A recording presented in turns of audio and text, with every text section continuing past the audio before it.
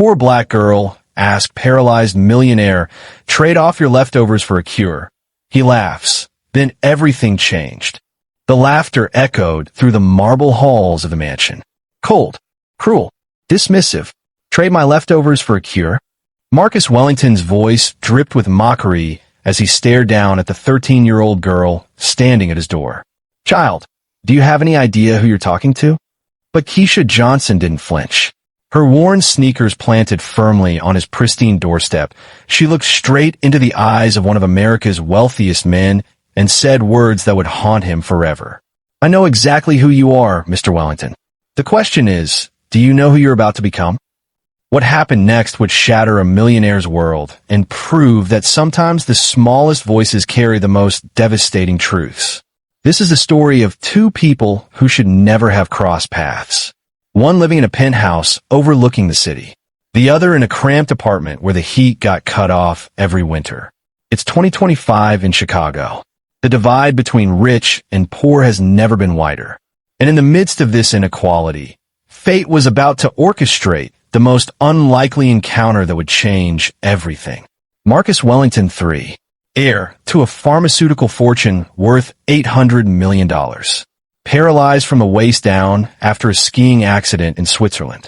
Bitter, entitled, convinced the world owed him everything and gave him nothing in return.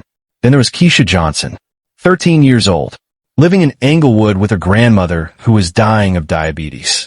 Watching her family's medical bills pile up while medicine that could save lives sat locked behind patents and profit margins. Two worlds, two realities. One moment that would expose the darkest truths about wealth, power, and what it really means to be human. And if stories like this move you the way they move me, then don't just watch, subscribe to Black Nation. Because we've got more untold stories waiting for you. But this story? This one starts with a little girl who refused to accept that money was more valuable than life itself. Keisha's grandmother, Dorothy Mae Johnson, had been fighting diabetes for 12 years. Every morning, she'd prick her finger, check her blood sugar, and calculate how much insulin she could afford that day. The medicine she needed cost $400 a month. Her Social Security check? $637. Do the math. After rent, utilities, and food, there wasn't enough left to live. There was barely enough left to survive. Keisha watched her grandmother ration her insulin. Cheap doses? Go to bed hungry, so the medicine would work better on an empty stomach. She watched the woman who raised her slowly dying because she couldn't afford to live. Meanwhile, 15 miles away in downtown Chicago, Marcus Wellington sat in his climate-controlled penthouse, surrounded by luxury he could no longer fully enjoy. The skiing accident had taken his legs, but it had also awakened something darker in his soul. Resentment, rage, a twisted belief that if he couldn't have everything, then nobody deserved anything. His pharmaceutical company, Wellington Biologics, held the patent on 17 life-saving medications. Insulin was just one of them. Every month, he personally signed off on price increases. Not because production costs went up. Not because research demanded it. Because he could. These people, he'd tell his board of directors, they'll pay whatever it takes to stay alive. Market economics at its purest. But Marcus had never met anyone like Dorothy Mae Johnson. And he'd certainly never met anyone like her granddaughter. Keisha started researching Wellington Biologics when she was 12. Not on some fancy computer. On the cracked screen of a donated tablet from her school. She learned about patent laws. About pharmaceutical profits. About how much it actually costs to produce insulin. 57 cents per dose. They were charging $43. That's a 7,000% markup. On medicine that kept people alive. The numbers made her stomach turn. But the picture she found online made her blood boil. Marcus Wellington at charity galas, smiling for cameras while people died from rationing the medicine his company manufactured. Marcus Wellington accepting awards for business innovation, while families chose between rent and medicine. Marcus Wellington living in a mansion worth $12 million, while people like her grandmother counted out pills like precious stones. Because Keisha Johnson was about to do something that no adult, no politician, no activist had ever dared to do. She was going to walk up to Marcus Wellington's front door and ask him to look in the mirror. What happened next will leave you stunned. But before we get there, make sure you subscribe to Black Nation so you never miss stories that shake the soul. October 15th, 2025. A Tuesday afternoon that would be remembered forever. Keisha had been planning this moment for months. She'd mapped out bus routes to get from Englewood to the Gold Coast. She'd practiced her speech in front of the bathroom mirror. She'd even worn her best clothes, a church dress her grandmother had bought her for Easter. But nothing could have prepared her for the fortress that was Marcus Wellington's home. The mansion sat behind iron gates, surrounded by perfectly manicured lawns that probably cost more to maintain than most people's annual salary. Security cameras tracked her every movement as she walked up the circular driveway. She rang the doorbell and waited. The door opened, and there he was, Marcus Wellington III, in his custom wheelchair, looking down at this little black girl like she was an inconvenience that had wandered onto his property. "Can I help you?" His voice carried the kind of condescension that comes from never having to ask for anything. Keisha took a deep breath. "Mr. Wellington, my name is Keisha Johnson. I'm here to talk to you about your insulin prices." Marcus's eyebrows raised slightly. Amused. "My insulin prices?" "Yes, sir. My grandmother takes your insulin. She can't afford it. People are dying because of what you charge." The amusement in Marcus's eyes turned to something colder. "Little girl, do you have any idea how business works? Do you understand what it takes to run a pharmaceutical company?" Keisha reached in her backpack and pulled out a manila folder. Dog-eared pages covered in her handwriting. Charts she'd printed at the library. Pictures she'd cut out for magazines. "I know it costs you 57 cents to make a dose of insulin. I know you charge $43 for it. I know you made $600 million in profit last year, while people like my grandmother went without food to pay for medicine." For the first time in years, Marcus Wellington was speechless. This child had clearly done her homework. This 13-year-old girl from the South Side had researched his company better than most financial analysts. But Marcus Wellington hadn't become wealthy by being moved by sob stories. "And what exactly do you want me to do about it?" he asked, his voice dripping with mockery. Keisha looked him straight in the eye. "I want to make you a deal." "A deal?" Marcus laughed. The sound echoed off the marble walls behind him. "What could you possibly offer me?" This was the moment Keisha had been preparing for. The moment that would either change everything or destroy her completely. "I want to trade places with my grandmother for 1 month. Live on her income. Pay her bills. Buy her medicine. And in return..." She paused, letting the weight of her words settle. "In return, I'll give you something you can't buy with all your money." Marcus leaned forward in his wheelchair, curious despite himself. "And what's that?" "I'll show you how to walk again." The silence that followed was deafening. Marcus's face went through a series of transformations. Confusion, disbelief, then rage. "How dare you?" he shouted. "How dare you come to my home and mock my disability? Do you think this is some kind of joke?" But Keisha didn't back down. She'd come too far to retreat now. "I'm not mocking you, Mr. Wellington. I'm offering you a cure. But it's not the kind of cure you think." Marcus Wellington stared at this child for what felt like an eternity. Part of him wanted to call security and have her removed from his property. Part of him wanted to slam the door and pretend this conversation never happened. But there was something in her eyes, something that reminded him of himself. Before the accident, before the bitterness, before he'd forgotten what it meant to fight for something that mattered. "You have 30 seconds to explain yourself," he said quietly. Keisha opened her folder again, but this time she pulled out something different. A photograph. It was Marcus, but not the Marcus sitting in front of her. This was Marcus from 15 years ago, before the accident. He was standing in a hospital ward, surrounded by children with cancer. He was smiling, really smiling. "This was you," Keisha said softly, "before you owned Wellington Biologics. When you were just Marcus Wellington, the medical student who volunteered at children's hospitals." Marcus's hands trembled as he took the photograph. "How had she found this?" "I read your old interviews," Keisha continued. "You said you wanted to become a doctor because you believe healthcare was a human right. You said no one should have to choose between medicine and food." The words hit Marcus like a physical blow. He remembered saying those things. He remembered believing them.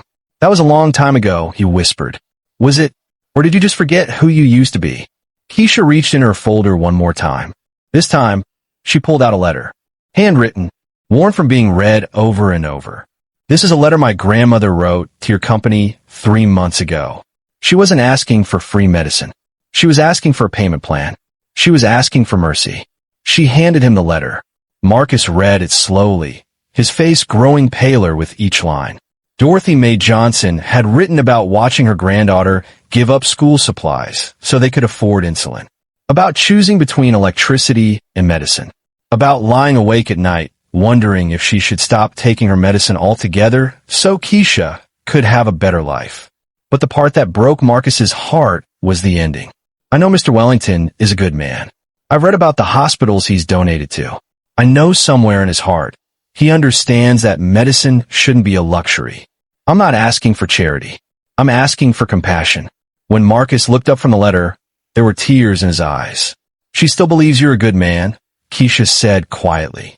Even though your company is killing her. Even though you're the reason she can't afford to live. She still believes there's good in you. Legacies like this deserve to be remembered. Subscribe to Black Nation, and let's keep these stories alive together.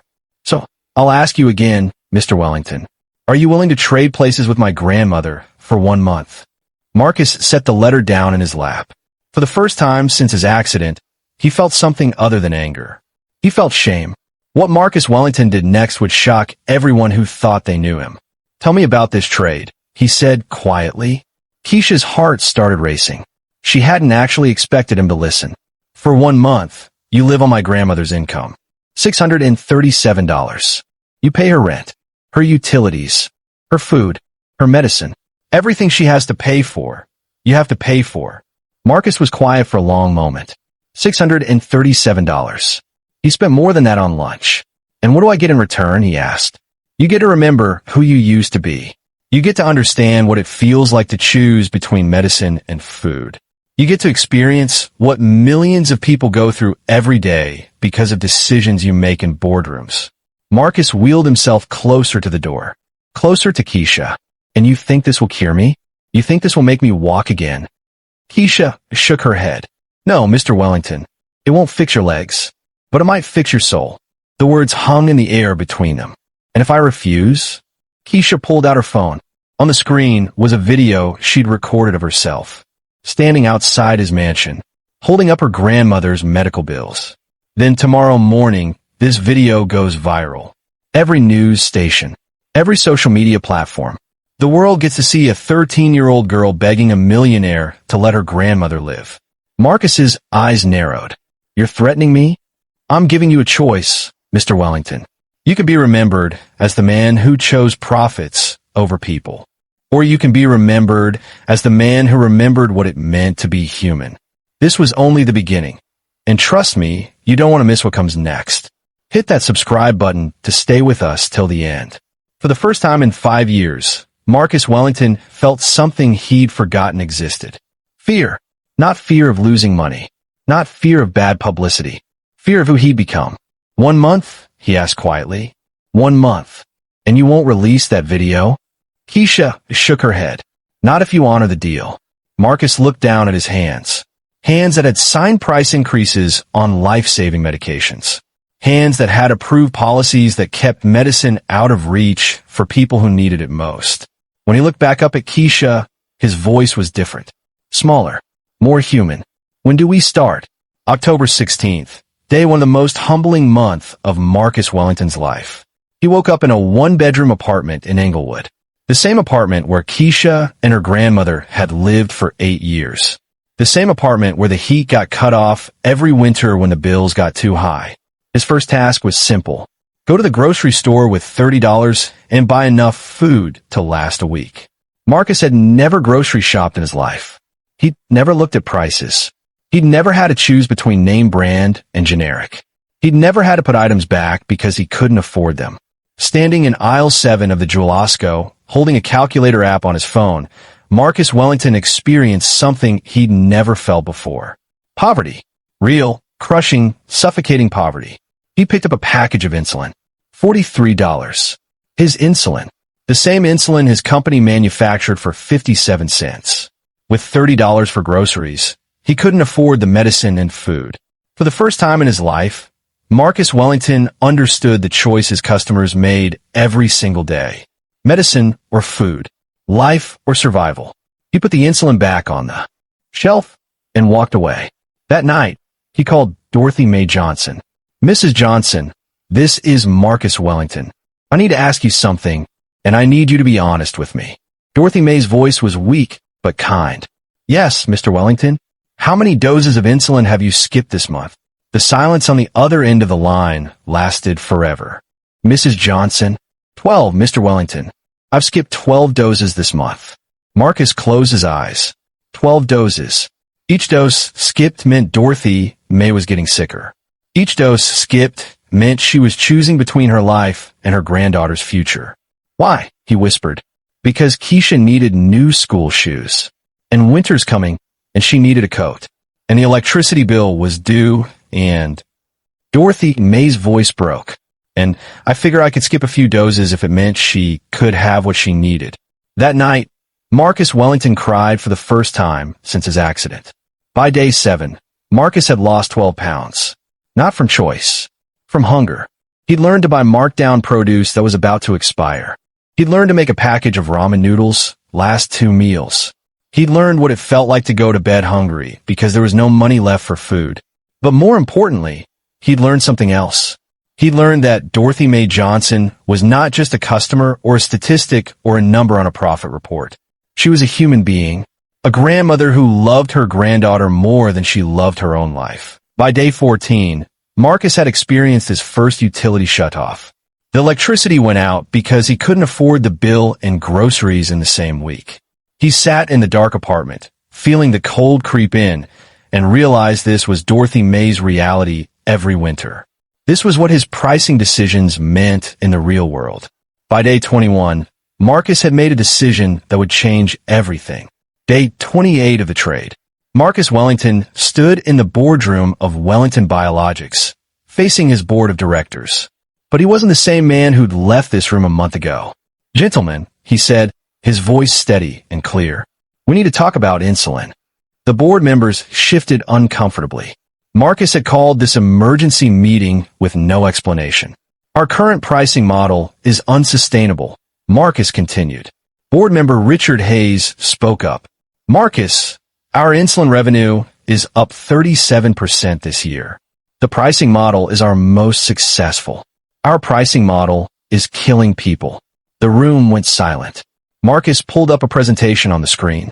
But instead of profit charts and revenue projections, it showed pictures. Pictures of people who had died from rationing insulin. Pictures of families choosing between medicine and food. Pictures of children like Keisha watching their grandparents slowly die because they couldn't afford to live. This is Dorothy Mae Johnson, Marcus said, clicking to a picture of Keisha's grandmother. She's been skipping insulin doses for 6 months to pay for her granddaughter's school supplies. He clicked again. This is James Patterson from Detroit. He died last month from diabetic ketoacidosis because he couldn't afford his insulin. Click. This is Maria Rodriguez from Phoenix. She's been cutting her insulin doses in half for 2 years. She's going blind. The board members looked uncomfortable. But Marcus wasn't finished. We charge $43 for insulin that costs us 57 cents to produce. That's a 7,000% markup on medicine that keeps people alive. Board member Sandra Klein stood up. Marcus, we've had this discussion before. The market will bear these prices. It's simple economics. Marcus laughed, but it wasn't the cold, cruel laughter from a month ago. It was the laughter of a man who'd finally seen the truth. Simple economics? Sandra, when did we start treating human lives like market commodities? He clicked the remote one more time. The final slide showed a picture of himself from 15 years ago, standing in a children's hospital, smiling with young patients. This was me before I forgot what it meant to be human. Before I started believing that profits were more important than people. Marcus looked around the room at faces he'd known for years. People who'd helped him build this company. People who'd stood by him after his accident. Effective immediately, we're reducing the price of insulin to $5 per dose. That's still a 700% markup. We'll still be profitable. But people won't have to choose between medicine and food. The room erupted in protests. You can't be serious. The shareholders will revolt. You'll destroy the company. But Marcus held up his hand for silence. I'm a majority shareholder. This is not a discussion. This is a decision. We tell our stories for us by us. Subscribe to Black Nation. Join the community. And let's make sure these voices are never silenced. He pulled out his phone and showed them video. Keisha Johnson, standing outside his mansion a month ago. This 13-year-old girl taught me something that Harvard Business School never could. She taught me that being wealthy means nothing if you've lost your humanity. Marcus clicked off the presentation and looked around the room one final time. Anyone who can't support this decision is free to resign. Anyone who stays will help me turn Wellington Biologics into a company that saves lives instead of ending them. 3 board members resigned that day. The stock price dropped 18% in the first week. Pharmaceutical industry publications called Marcus Wellington financially suicidal. But something else happened that nobody expected. Wellington Biologics received over 50,000 letters from customers in the first month after the price reduction. Letters of gratitude. Letters of hope. Letters from people who could finally afford to live. Dorothy Mae Johnson was one of the first people to call Marcus after the announcement. Mr. Wellington, she said, her voice stronger than he'd heard it in months. I don't know what changed your mind, but I want you to know something. What's that, Mrs. Johnson? I never stopped believing there was good in you. Even when Keisha was angry. Even when I was scared.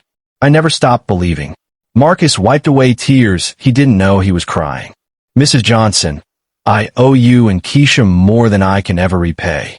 No, Mr. Wellington, you don't owe us anything.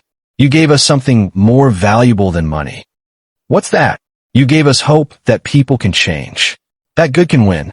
That sometimes doing the right thing is more important than doing the profitable thing. 6 months later, Marcus Wellington walked again. Not because of any medical breakthrough. Not because of experimental treatment. He walked again because physical therapy became bearable when he had something to live for. He walked again because he'd rediscovered his purpose. He walked again because a 13-year-old girl had reminded him that healing isn't just about fixing bodies. Sometimes it's about fixing souls. Today, Wellington Biologics is the most affordable pharmaceutical company in America.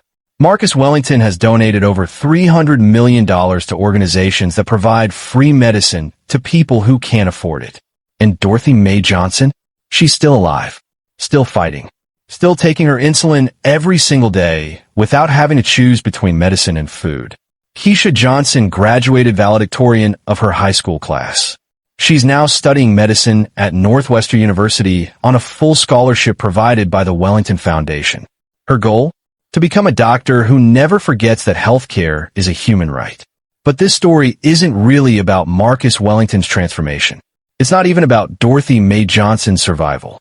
This story is about the power of one voice to change the world. It's about the courage it takes to stand up to power and demand justice.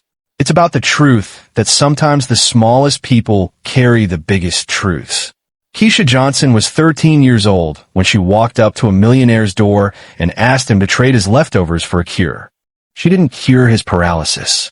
She cured something much more dangerous. She cured his indifference. And in doing so, she saved thousands of lives. So the next time you see injustice, remember Keisha Johnson. Remember that age doesn't determine courage. Remember that wealth doesn't determine worth. Remember that sometimes the most powerful thing you can do is look someone in the eye and ask them to remember their humanity. Because at the end of the day, we all have the power to change the world. We just have to be brave enough to try. If this story moved your soul the way it moved mine, then subscribe to Black Nation, like this video, and share it with someone who needs to remember that one voice can change everything. Because every story like this deserves to be told. And every voice like Keisha's deserves to be heard. Until next time, keep fighting, keep believing, keep changing the world. This is Black Nation, where we tell the stories that matter most.